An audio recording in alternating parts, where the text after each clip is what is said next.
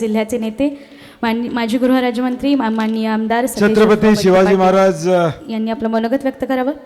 शिवाजी चौक प्रतिष्ठानच्या वतीनं अश्वारूढ शिवमूर्तीचा भूमिपूजन सोहळा या कार्यक्रमाला उपस्थित या मतदारसंघाचे कर्तव्यदक्ष आमदार आमचे तरुण सहकारी राजूबाबा आवळे, मुरलीधरजी जाधव, गोकुळचे संचालक श्यामरावजी गायकवाड साहेब, महावीर अण्णा घाट, पक्षप्रतोद आणि माझे मतदार आहेत सगळे, रफिक मुल्ला, सूरज बेडगे, दौलतरावजी पाटील, बाळासाहेब मुदाळे, सुरेशरावजी काटकर अध्यक्ष, संताजी हंडे उपाध्यक्ष,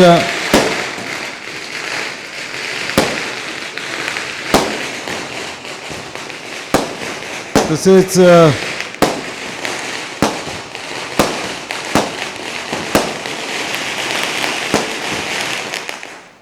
ज्यांच्या अथक प्रयत्नातून, ज्याचा उल्लेख सुरेशरावनी केला की सकाळी अंबाबाईचं दर्शन घेऊन दुसरं काही काम केलं नाही, एकच काम केलं म्हणजे या सगळ्याचं नियोजन केलं ते आमचे तरुण सहकारी गणेश वायंगडे आणि जमलेले सर्वच बंधू, माता भगिनी, तरुण मित्र, पत्रकार मित्र. बरेच दिवस गणेशची धडपड होती, धावपळ होती आणि आपण सगळ्यांनी बघितलेले, अनुभवलेले आहे की हे छत्रपती शिवाजी महाराजांचं अश्वारूढ पुतळ्याचं काम व्हावं आणि ते होत असताना आजूबाजूचा परिसर देखील चांगल्या पद्धतीचा व्हावा ही प्रामाणिक इच्छा ग्रामपंचायत सदस्य असल्यापासून या तरुण कार्यकर्त्याची होती. आणि एखादी गोष्ट आपण मनात घेतली तर ती पूर्ण केली पाहिजे ही त्याची इच्छा या पूर्णत्वाकडे नेत गेली. अनेक अडचणी आल्या, अनेक अडथळे आले, परंतु या सगळ्या अडचणीवर, अडथळ्यावर मात करून गणेश वायंगडेंनी शेवटी सगळ्या गोष्टी सोपस्कर पूर्ण करून या सगळ्या गोष्टी पूर्णत्वाला नेण्याचं काम प्रामाणिकपणे त्या ठिकाणी केलं. आईवडिलांनी देखील नाव ठेवताना गणेश ठेवतंय. सगळ्या चांगल्या गोष्टीची सुरुवात आपण गणरायाला वंदन करून या ठिकाणी करतो. मला वाटते गणेश वायंगडेनं ग्रामपंचायत सदस्य, नगरसेवक म्हणून जे काम केलं त्याच्यापेक्षा देखील एक पुण्याईचं काम आणि या उपरीच्या इतिहासामध्ये नोंद होईल. कुठलं काम असेल तर ते आजचं काम आहे असं म्हणायला हरकत नाही, कारण की गटर रस्ते तर आम्ही दररोज करत असतो. आजची गटर उद्या जाते, रस्ता निघून जातो, परंतु ज्या कर्तृत्वान राजानं स्वराज्य स्थापन करण्याची भूमिका घेतली, 12 बलुतेदारांना बरोबर घेऊन स्वराज्य अटकेपार का लढाई करण्याची भूमिका घेतली, सामान्य माणसाचा राजा म्हणून छत्रपती शिवाजी महाराजांच्याकडे बघितलं जायचं, सर्वसामान्याला आधार असणारा राजा म्हणून त्या काळामध्ये छत्रपती शिवाजी महाराजांचं कार्य आपण सगळ्यांनी त्या ठिकाणी बघितलं. आणि या छत्रपती शिवाजी महाराजांचं कर्तृत्व आमच्या नव्या पिढीसमोर या पुतळ्याच्या माध्यमातून, या स्मारकाच्या माध्यमातून पुढे यावं ही भूमिका अत्यंत महत्त्वाची आहे. कारण की ज्या भूमीला इतिहास असतो तीच भूमी भूगोल घडवत असते. सुदैवाने हे महाराष्ट्र राज्य इतिहासाचं राज्य आहे. संतांची भूमी म्हणून महाराष्ट्र ओळखला जातो. त्याच पद्धतीनं जगाच्या पाठीवर आम्ही कुठेही गेलो तर छत्रपती शिवाजी महाराजांच्या भूमीतून आलो हे आम्ही कधी या ठिकाणी विसरत नाही. आणि म्हणून महाराष्ट्राला तो एक इतिहास मिळालेला आहे, छत्रपती शिवाजी महाराजांचा वारसा मिळालेला आहे, एक जाज्वल असा वारसा मिळाला. ज्या कर्तृत्वान राजाने मी म्हटलं तसं अगदी सामान्य माणसाला तळ हाताच्या फोडाप्रमाणे जपण्याचं काम आपल्या राज्यकाळामध्ये त्या ठिकाणी केलं. आज 300 वर्षानंतर देखील छत्रपती शिवाजी महाराजांना कोण विसरू शकत नाही. फक्त छत्रपती शिवाजी महाराज म्हणलं की जय हे पुढचं सांगावं लागत नाही, एवढं कर्तृत्व छत्रपती शिवाजी महाराजांनी या ठिकाणी केलेला आहे. हा संपूर्ण इतिहास आहे, जो इतिहास येणाऱ्या भविष्य काळातल्या पिढीला सांगणं आणि जो चांगला इतिहास आहे तो पुढे घेऊन जाण्याची जबाबदारी तुमची आमची या ठिकाणी असणार. ज्याचा उल्लेख मी केला, 12 बलुतेदारांना घेऊन छत्रपती शिवाजी महाराज पुढे गेले, त्यांच्यावर राज्य स्थापन करण्याची भूमिका त्यांनी या ठिकाणी स्वीकारली. स्वराज्य स्थापन करत असताना जो येईल त्याला बरोबर घेऊन सामान्य माणसाला बरोबर घेऊन स्वराज्य स्थापन करण्याची भूमिका स्वीकारली सर्व धर्म समभावाची भूमिका त्या ठिकाणी स्वीकारली. शत्रू तो शत्रू त्या पद्धतीनं त्याला वागणूक देण्याचं काम या ठिकाणी केलं. परंतु माझ्या राज्यातला कुठल्याही जाती धर्माचा माणूस असू दे, त्याला मात्र संरक्षण मिळालं पाहिजे, ही भूमिका छत्रपती शिवाजी महाराजांनी या ठिकाणी स्वीकारली. ती भूमिकाच येणाऱ्या भविष्यकाळात आपल्याला बंधुभाव वाढवण्यासाठी गरजेची असणार आहे. तीच भूमिका येणाऱ्या भविष्यकाळात सामान्य माणसाला आधार देणारी या ठिकाणी असणार आहे. तीच भूमिका उद्याच्या भविष्यकाळातल्या तरुण पिढीला जोडणारी त्या ठिकाणी असणार आहे. आणि म्हणून छत्रपती शिवाजी महाराजांचा आचार आणि विचार पुढे घेऊन जायचा असेल तर सर्वांना बरोबर घेऊन जाण्याचं जे कार्य महाराजांनी त्या काळामध्ये केलं, त्या कार्याचा वसा येणाऱ्या भविष्यकाळात आपल्याला चालवावं लागेल. वातावरण काय याची विचार मी चर्चा आता करणार नाही, परंतु निश्चितपणे आज चांगल्या पद्धतीचं एक विचार, शिवाजी महाराजांचा विचार हा येणाऱ्या भविष्यकाळातच आपल्याला तारून नेणार आहे, हे आपण या ठिकाणी लक्षात ठेवणं गरजेचं आहे. आणि म्हणून आज अत्यंत एक स्तुत्य कार्यक्रम, मगाशी सुदर्शनराव म्हणले की 19 तारखेला एवढी गर्दी असणार आहे, एवढी गडबड सगळ्यांची असणार आहे, आणि तुमचा वाढदिवस 20ला केला तर आम्ही रात्री येतो. काय वार आहे माहित नाही आम्हाला.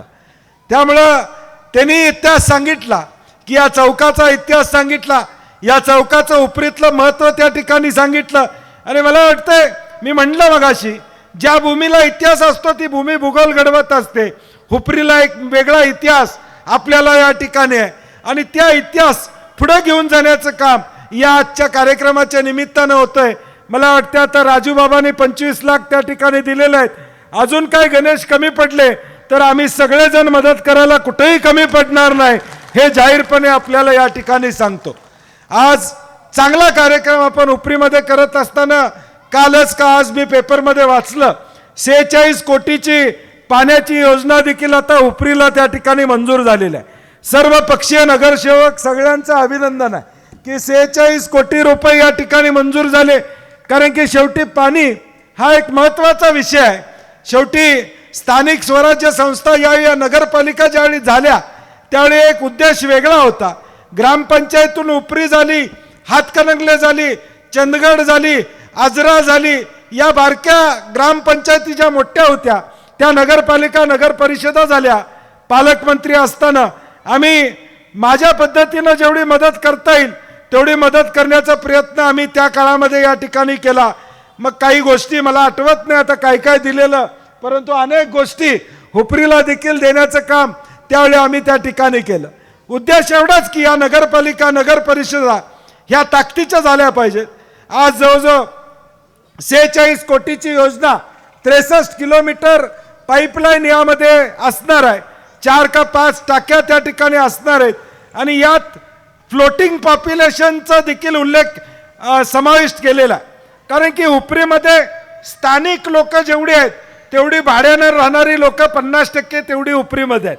त्यांना पण पाणी द्यावं लागतं. शासनामध्ये काय होतं की सेन्सस जो असतो त्या सेन्ससला अनुसरून विकासाची कामं होत असतात. परंतु सुदैवानं मी माहिती घेतली की या 46 कोटी योजनेमध्ये फ्लोटिंग पॉप्युलेशन म्हणजे जे भाड्यानं राहत आहेत, मतदार नाही आहेत, अशांच्या लोकसंख्येचा देखील विचार झालेला आहे. त्यामुळे पाणी कुठं कमी पडणार नाही. माझी सगळ्यांना विनंती आहे की लवकरात लवकर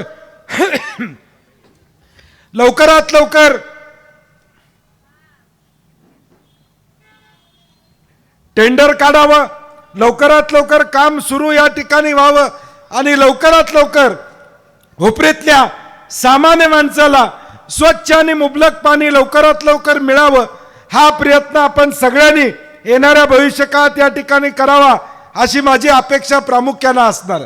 कारण की नागरीकरण वाढत चाललेलं आहे आणि वाढत चाललेल्या नागरीकरणाच्या समस्या, मग पाणी पुरवठा असेल, कचरा असेल, या सगळ्या समस्या येणाऱ्या भविष्यकाळात सातत्यानं असणार आहेत. आणि म्हणून या सगळ्या गोष्टी सोडवण्याचं काम तुम्ही आम्ही सगळ्यांनी मिळून येणाऱ्या भविष्यकाळात करूया.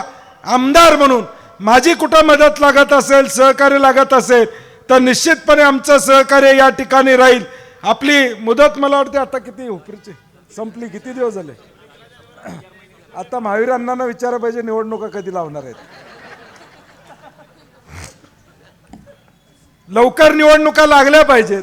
2-2, 2.5 वर्ष झालं आता कोल्हापूर महापालिका 2.5 वर्ष निवडणूक नाही.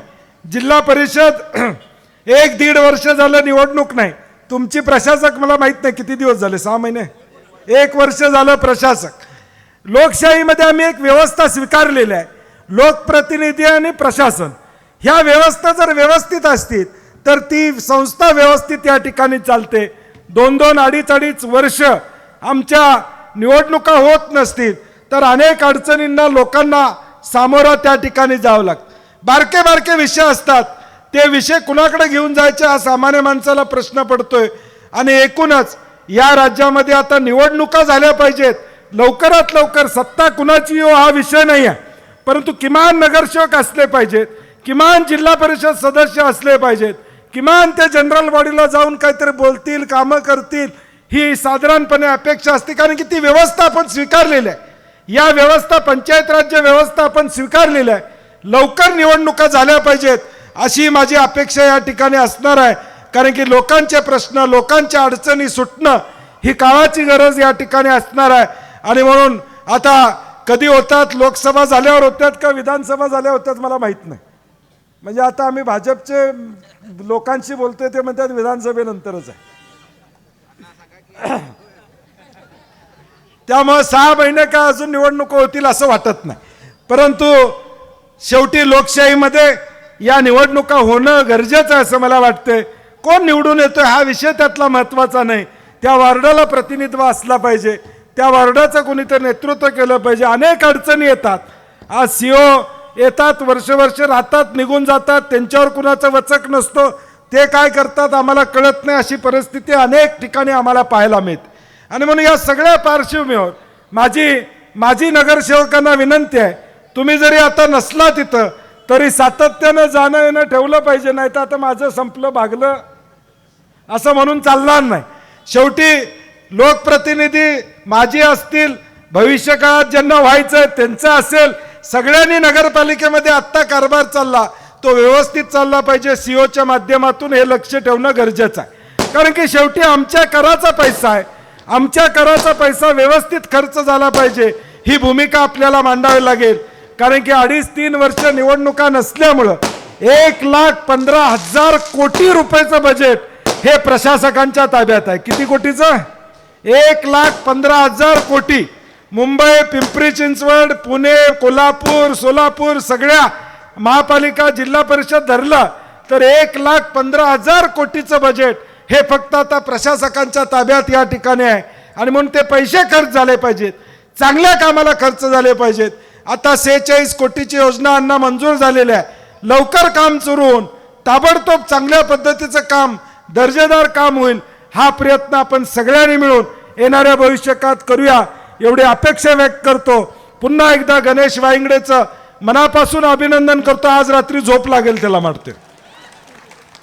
अत्यंत सगळ्यांचं मदत आहे, सगळ्यांची मदत घेऊन, सगळ्यांना बरोबर घेऊन, सगळ्यांना सांभाळून घेऊन, सगळ्यांना कुठेही कुणाला या ठिकाणी इगो न ठेवता सगळ्यांना बरोबर घेऊन त्यानं चांगल्या पद्धतीनं या सगळ्याचं नियोजन या ठिकाणी केलेलं आहे. आणि म्हणून पुढच्या काळात देखील मला वाटतं गणेश भूमिपूजन आज झालेलं आहे. उद्घाटनाची तारीख सुद्धा तुम्ही ठरवा, कारण की शेवटी तारीख ठरवल्याशिवाय काम होत नाही. कुठली तर तारीख ठरवली पाहिजे की या तारखेला मी उद्घाटन करणार, मग पैसे येतात, लोकांची मदत होते, कामं होतात. आर्किटेक्टने देखील चांगल्या पद्धतीचं मला वाटतं उपरीतलाच असल्यामुळं चांगलं अगदी आपुलकीनं प्लॅनिंग केलेलं आहे. आर्किटेक्टचंही अभिनंदन करतो. आणि मला एका चांगल्या पुण्यवान कार्यक्रमाला उपस्थित राहण्याची संधी गणेशनं आणि त्यांच्या सर्व सहकार्यांनी, अध्यक्षांनी दिली, त्याबद्दल मनापासून त्यांचे धन्यवाद देतो. आणि लवकरात लवकर हा सगळा प्रकल्प पूर्ण व्हावा अशी अंबाबाई चरणी प्रार्थना करतो आणि माझे 2 शब्द संपवतो. जय हिंद, जय महाराष्ट्र. धन्यवाद साहेब. नक्कीच इथून पुढच्या काळात आपल्याला शिवरायांचे विचार